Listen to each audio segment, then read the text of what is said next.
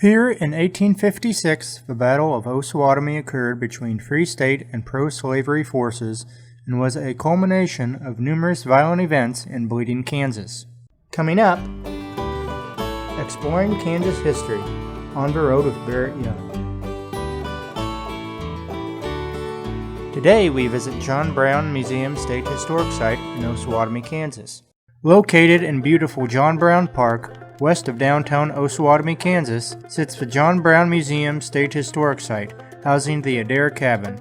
Grady Atwater, museum curator, explains the importance of Osawatomie in the 1850s. Okay, Osawatomie became an abolitionist community in 1854 when it was founded, from its founding, because the Kansas-Nebraska Act dictated there'd be a vote on the issue of slavery here in Kansas Territory. Now, to understand the Kansas-Nebraska Act with people voting, the abolitionist forces in the nation thought, well, why don't we just send people to live there and we can outvote them, the pro-slavery forces. It was founded by the New England Immigrant Aid Society in 1854 to serve as a place for Free State people to come live so that they could vote Kansas in as a free state.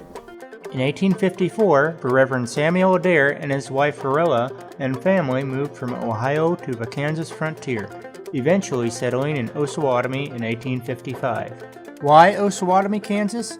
Curator Atwater explains. Well, what brought them to this abolitionist community was that Reverend Adair was a missionary for the American Missionary Association.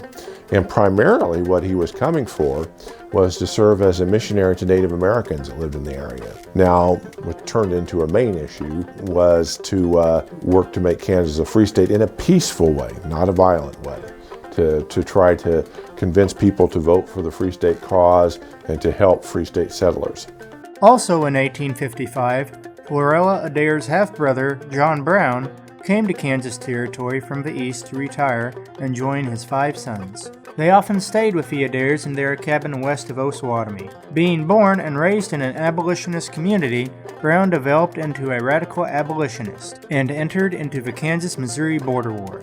This was a time now known as Bleeding, Kansas. Starting in May of 1856, numerous violent events occurred between Free State and pro-slavery forces, of which John Brown was a part of. On August 30th, the Battle of Osawatomie took place. Curator Atwater explains. This is the Adair Cabin in this battlefield. This is located in John Brown Memorial Park, which was the site of the Battle of Osawatomie on August 30th, 1856.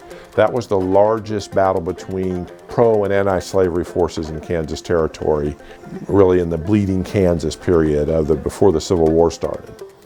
So the cabin itself is historically important.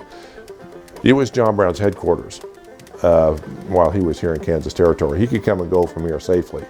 As a matter of fact, John Brown and his 5 sons added the loft to the cabin and the back room. They added that. And in addition to that, it was a station on the Underground Railroad. It was a hospital. It was a church. It was a meeting house for abolitionists. It was one of the first.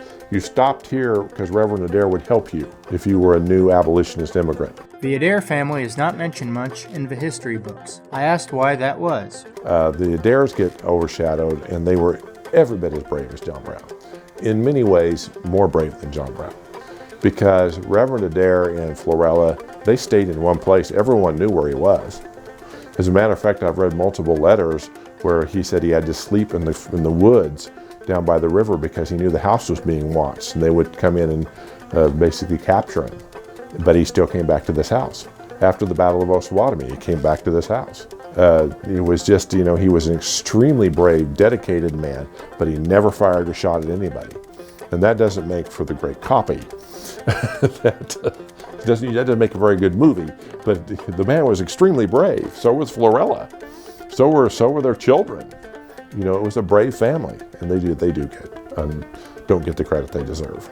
When asked why you should visit the site, Curator Atwater said, "The reason that you should come here is you're going to be standing where John Brown stood, on the floorboards. These are the original floorboards.